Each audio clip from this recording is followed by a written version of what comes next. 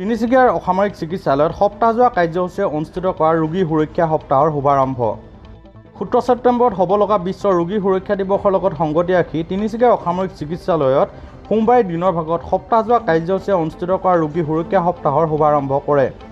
অসামৰিক চিকিৎসালয় সভাকক্ষত তিনিচুকীয়াৰ অতিৰিক্ত উপায়ুক্ত দীপু কুমাৰ ডেকাৰ সভাপতিত্বত ৰোগীৰ সুৰক্ষা সম্পৰ্কত অনুষ্ঠিত হোৱা এক সভাৰ জৰিয়তে শুভাৰম্ভ কৰে ৰোগী সুৰক্ষা সপ্তাহৰ। 12 ছেপ্টেম্বৰৰ পৰা 17 ছেপ্টেম্বৰলৈ অনুষ্ঠিত হ'ব লগা ৰোগী সুৰক্ষা সপ্তাহৰ প্ৰথম কাৰ্যসূচী হিচাপে তিনিচুকীয়াৰ জ্যেষ্ঠ চিকিৎসক অৰুণজ্যোতি বৰাই ৰোগী সুৰক্ষাৰ ওপৰত ভাষণ প্ৰদান কৰাৰ লগতে লুক এলাৰ্ট চাউণ্ড এলাৰ্ট পদ্ধতিৰ প্ৰদৰ্শন কৰে। আচলতে পেচেণ্ট ছেফটি উইকটো তাৰ এটা পৰ্যায় এটা আছে, যিটোৰ পৰা আমি আৰম্ভ কৰিছোঁ যে 17th September world patient safety day'. এইটো গোটেই ৱৰ্ল্ডত এইটো এটা আমাৰ পালন কৰিব আৰু এইটোৰ লগত সামঞ্জস্য ৰাখি পেলাই আজি 12 তাৰিখৰ পৰা 17 তাৰিখলৈ বিভিন্ন কাৰ্যসূচীৰে আমি তিনিচুকীয়া অসামৰিক চিকিৎসালয়ত এই কাৰ্যখিনি কৰিবলৈ লৈছোঁ।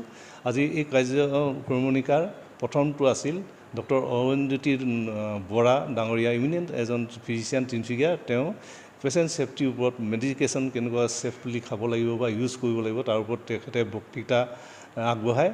লগতে আমাৰ উপ উপায়ুক্ত ডক্টৰ মিষ্টাৰ দীপু ডেকা ছাৰে আহি পেলাই আমাক ইয়াত উদ্বোধন কৰেহি আৰু ইয়াত সকলোখিনি আমাৰ কৰ্মচাৰী আৰু কৰ্মীবৃন্দ আৰু ডক্টৰসকলে পাৰ্টিচিপেট কৰে। ইয়াৰ মূল উদ্দেশ্য হ'ল কি, পেচেণ্ট ছেফটি উইকৰ মূল উদ্দেশ্য হ'ল আমি মেডিচিন কেনেকৈ সেৱন কৰিম সেইখিনি আমি সজাগ কৰি তুলিবলৈ পাব্লিকক। আমি পেচেণ্ট কেনেকৈ মেডিচিন লিখিম, কি প্ৰেছক্ৰাইব কৰিম, কেনেকৈ পৰিমাণৰ খাব লাগিব, অভাৰড'জ হৈছে নেকি, কম ড'জ হৈছে নেকি, বা ইনজেকশ্যনটো বা মেডিচিনটো সঠিকভাৱে দিছেনে নাই, এইটো এটা পৰ্যালোচনা কৰিলেহে আমি জনসাধাৰণক বিপদমুক্ত এটা স্বাস্থ্যসন্মত পৃথিৱী এখন গঢ়ি তুলিব পাৰিম। গতিকে আমি সকলো সদাশয় ব্যক্তিলৈ আমি অনুৰোধ জনাইছোঁ, আমাৰ চিকিৎসা ক্ষেত্ৰত কেনেবাকৈ যদি তেনেকুৱা ধৰণৰ ভুল মেডিকেশ্যন আপোনালোকক প্ৰেছক্ৰাইব কৰা হয়, আপোনালোকে আঙুলিয়াই দিব যাতে আমি শুদ্ধ হ'ব পাৰোঁ।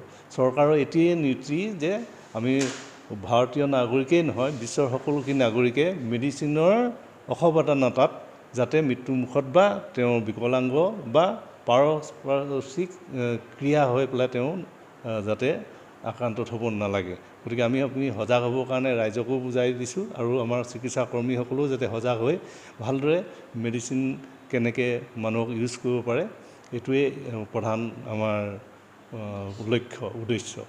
এইটো অনুসৰি ৰাখি আমি 7 দিনীয়া কাৰ্যসূচীৰে অসামৰিক চিকিৎসালয়ত পেচেণ্ট ছেফটি উইক আমি আয়োজন কৰিছোঁ।